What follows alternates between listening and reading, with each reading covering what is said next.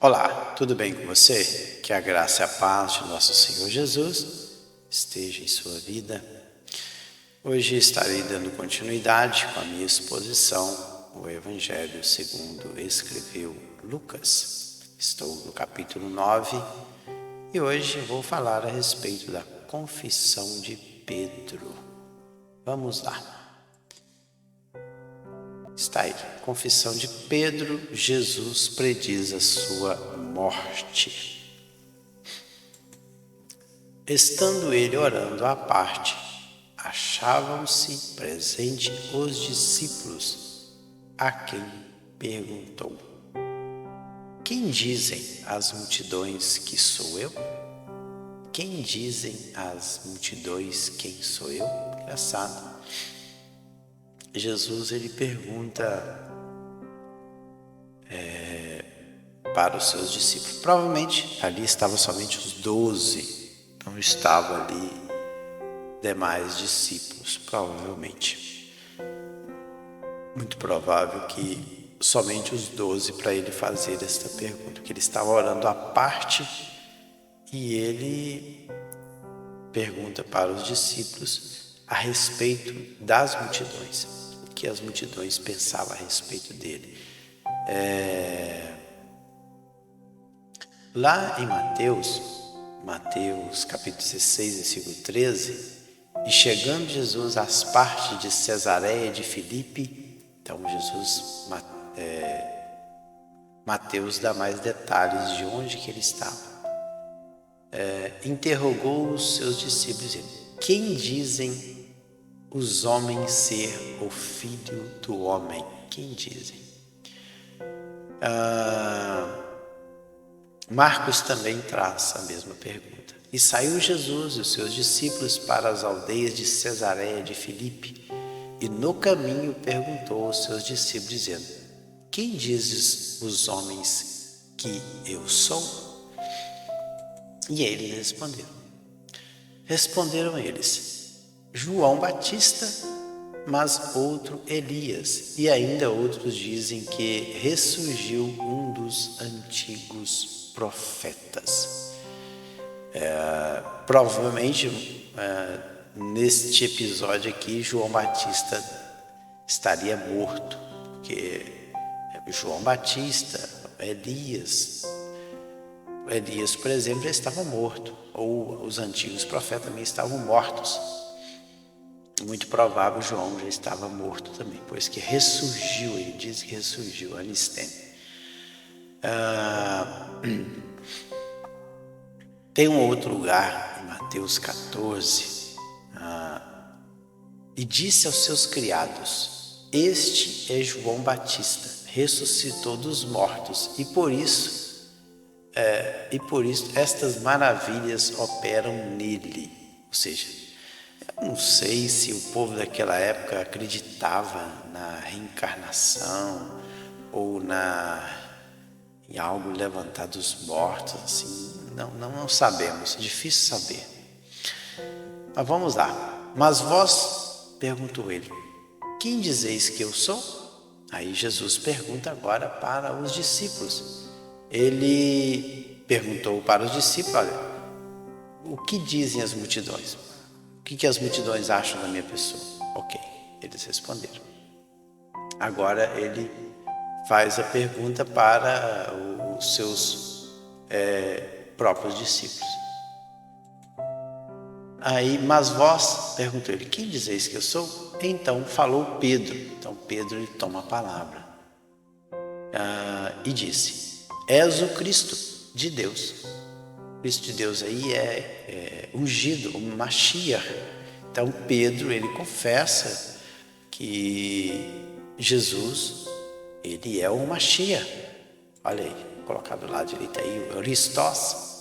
Christos no grego é ungido, que vem da palavra Mashiach, no hebraico, o ungido, aquele prometido.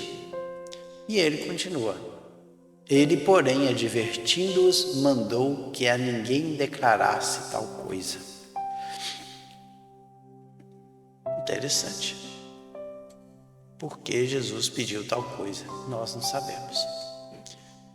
dizendo, então declarar tal coisa, dizendo, mandou que a ninguém declarasse tal coisa, dizendo, é necessário que o Filho do Homem sofra muitas coisas, seja rejeitado pelos anciãos, pelos principais sacerdotes e pelos escribas, seja morto e no terceiro dia ressuscite.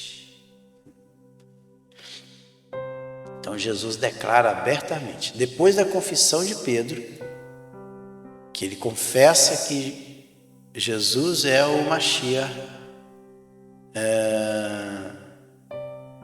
ele fala, ele, porém, advertindo-os, mandou que a ninguém declarasse tal coisa, dizendo, é necessário que o Filho do Homem sofra. Então, na verdade, Jesus não proibiu que eles dissessem que ele era o Mashiach. Não. Jesus pediu, advertiu-os, advertir aí, a palavra grega deixa eu ver aqui, advertir aí é admoestar, repreender, olha, não diga tal coisa. Então, não diga o quê? É necessário que o Filho do Homem sofra muitas coisas, seja rejeitado pelos anciãos, pelos principais sacerdotes, pelos escribas, seja morto e no terceiro dia ressuscite. Outra coisa interessante é que Jesus, em outras ocasiões, ele também disse tal coisa. A mesma passagem que está lá em Mateus 16, diz o seguinte, desde então começou Jesus a mostrar aos seus discípulos que convinha ir a Jerusalém e padecer muitas coisas dos anciãos e dos principais dos sacerdotes e dos escribas e ser morto e ressuscitar ao terceiro dia. No Mateus 17, e achando eles na Galileia, disse-lhe Jesus, o Filho do Homem será entregue nas mãos dos homens. Na mesma passagem também fala em Marcos 8,31, e começou a ensinar-lhes que importava que o Filho do Homem padecesse muito e que fosse rejeitado pelos anciãos e principais dos sacerdotes e pelos escribas e que fosse morto, mas que depois de 3 dias ressuscitaria.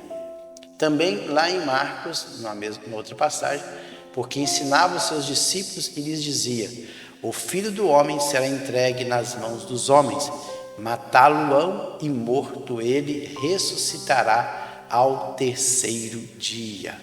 Então, várias passagens. Marcos 10 diz o seguinte, dizendo, eis que nós subimos a Jerusalém, e o Filho do Homem será entregue aos principais dos sacerdotes, aos escribas, e o condenarão à morte, e o entregarão aos gentios. Lucas 18:31 diz, e tomando consigo os 12, disse-lhes, eis que subimos a Jerusalém, e se cumprirá no Filho do Homem tudo o que pelos profetas foi escrito. Olha, interessante essa fala aí.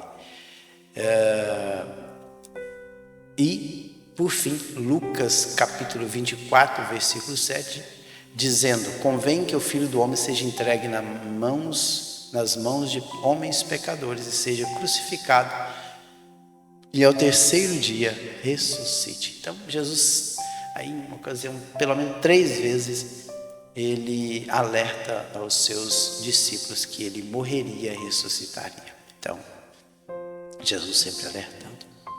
Dizia a todos, se alguém quer vir após a mim, a si mesmo se negue dia a dia, tome a sua cruz e siga-me. Então é isso aí, tomar a cruz é renunciar à própria vida. A cruz é um símbolo, vamos dizer assim, de sofrimento, de renúncia. Então, se alguém quer seguir a Jesus, ele tem que negar a si mesmo, tomar a cruz e seguir a Ele. Pois quem quiser salvar a sua vida, perdê-la-á. Quem perder a vida por minha causa, esse a salvará. Veja aí, então, está falando que seguir a Jesus é a prioridade na nossa vida. Então, se tivermos que abrir mão, nós temos que abrir mão da própria vida por amor a Jesus. Ser entregue, ser morto, mas temos que amar a Jesus. Que aproveita o homem ganhar o mundo inteiro se vier perder ou a causar dano a si mesmo? Qual que é o maior dano que um ser humano pode causar a si mesmo? É perder a sua alma, é permitir que ele vá para o inferno, tormento eterno. Porque qualquer que de mim e das minhas palavras se envergonhar, dele se envergonhará o Filho do Homem quando vier na sua glória e na do Pai e dos santos anjos. Olha só. Então, qualquer que de mim e das minhas palavras se envergonhar, o Filho do Homem também se envergonhará. Epaishunomai.